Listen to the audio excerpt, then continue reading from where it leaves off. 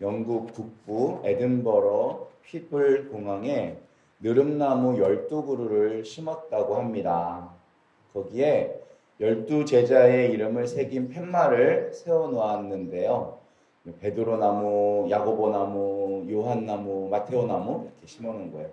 근데 재밌는 건 유다나무까지 심었대요. 그랬더니 사람들은 유다나무 가까이 가기를 싫어했고, 어떤 사람들은 욕을 하고 어떤 사람들은 발로 차고 침을 뱉었다고 합니다.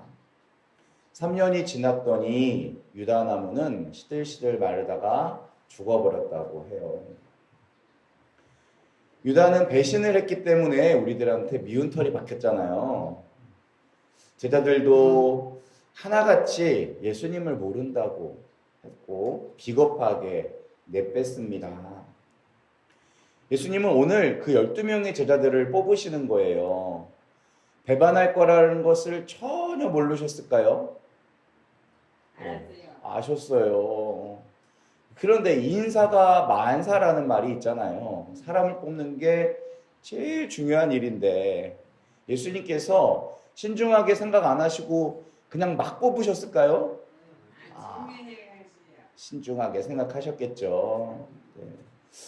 얼마나 신중하셨을까 한번 잘 고민해 봤어요. 이거는 예수님이 공생활을 시작하시고 나서 한참 뒤의 일이거든요. 마테오복음 5장에서 산상설교를 하실 때만 해도 벌써 수천 명의 사람들이 예수님을 따라다녔었어요. 근데 오늘은 10장이거든요. 이제서야 12제자를 뽑으셨나 할 생각이 들 때가 많았어요. 이미 예수님을 따라다니는 상당수의 사람들이 있었는데 그 중에서 고르고 또 그 중에 없는 사람을 지나가다가 뽑으신 것은 정말 그야말로 정의 부대를 느지막이 부르셨다고 생각할 수밖에 없어요. 그리고 사람들을 가장 괴롭히는 더러운 영, 질병, 허약함을 치유할 권한을 그들에게 첫 선물로 주십니다. 여긴 권한이라고 표현되긴 했지만 이게 사실 무슨 대단한 자격이나 권력이 아니라 그야말로 고통에 시달리는 이들을 돕고 섬기는 데 필요한 도구로서의 힘이었어요. 이 권한은 절대 자기의 유익을 위해서가 아니라 고통받는 타인을 위해서 쓰기로 되어 있는 선물이었어요. 이어서 그 권한을 누가 받았는지 12제자의 이름이 나열됩니다.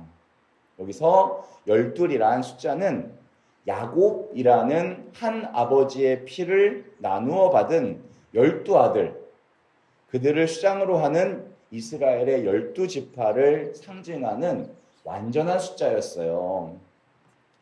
예수님께서 가까이 부르신 12사도는 이렇게 혈연으로 맺어진 구약의 백성들을 훨씬 초월하는 하느님의 백성이라고 불렸습니다. 이거는 모든 인종, 언어, 혈연, 지연, 종교, 신분을 아우르고 포용하는 완전한 하느님의 백성을 말했어요. 그런데 이상한 거는요, 오늘 이스라엘 집안의 길 잃은 양들에게 가라. 이방인 지역도 가지 말고 사마리아 지역도 가지 말고 그저 이스라엘 백성에게만 가라고 하셔요. 이건 또 왜 그럴까? 저는 신학생 때 정말 이해가 안 갔어요.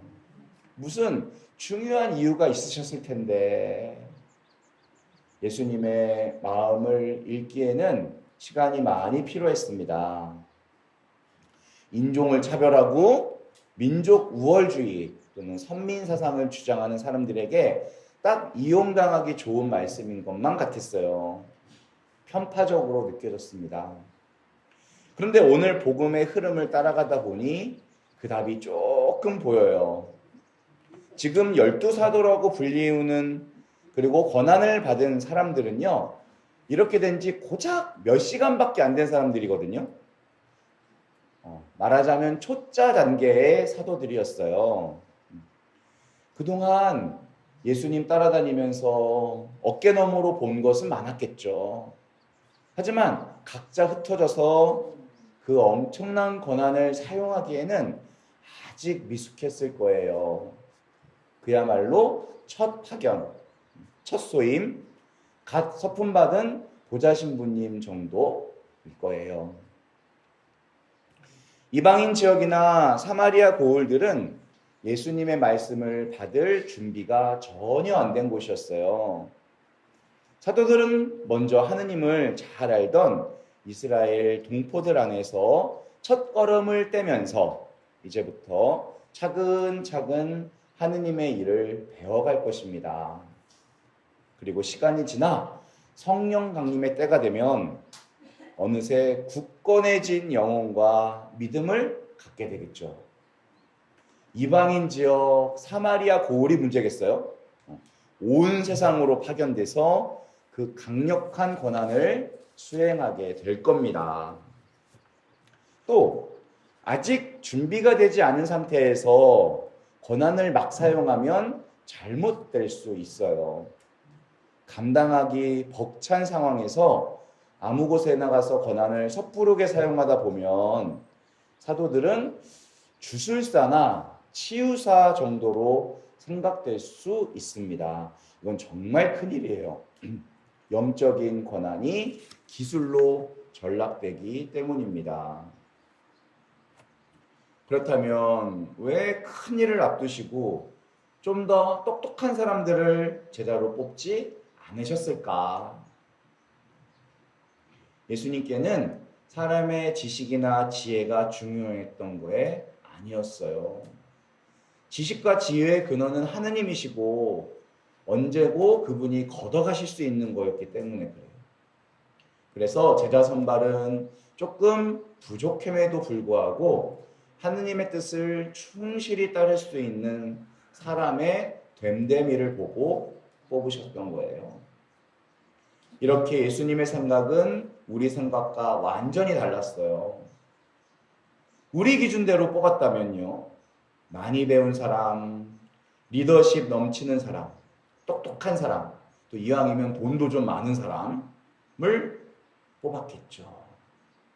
그렇다면 그들은 몇 달 안 지나서 예수님을 포기했을지도 몰라요. 이 빈털털이 예수라는 사람을 따라가 봐야 노숙자 신세 모면하겠구나 정도 생각했을 수 있어요. 또 학식과 지혜가 출중했다면 하느님 뜻보다는 자기 생각을 더 주장했을 겁니다. 그렇다면 교회의 기초를 놓지도 못했을 거예요. 놀라운 사실은 예수님이 떠나신 후에 이 어리석은 제자들이 상상도 못할 복음의 열매를 맺었다는 거예요. 그들의 기초가 세워져 교회가 2000년이 넘는 역사를 지속하고 있는 거예요. 아무리 똑똑한 사람이 만든 기업도 100년, 200년 가기가 힘들어요.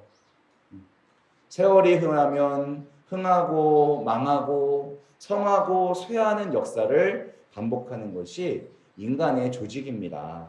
그런데도 2000년이 지난 지금까지 변하지 않고 지속되는 공동체가 있으니 그것이 바로 예수님의 12제자들이 만든 그리스도교 공동체입니다. 분명한 것은 우리 생각과 하느님 뜻이 다르고 하느님 뜻이 바로 우리 뜻이 되었을 때 그 길이 지속된다는 거예요. 2000년 그리스도교의 역사가 이것을 우리에게 가르쳐 줍니다. 무엇보다 하느님의 뜻을 충실히 따르는 사람들이 교회의 봉사자들이 되어야 된다는 것, 수도자들이 되어야 된다는 것을 다시 한번 깨닫게 해주고요. 그런 충직함으로 바로 내가 이 연중 시기를 보내야겠다고 다짐해 봅니다. 아멘.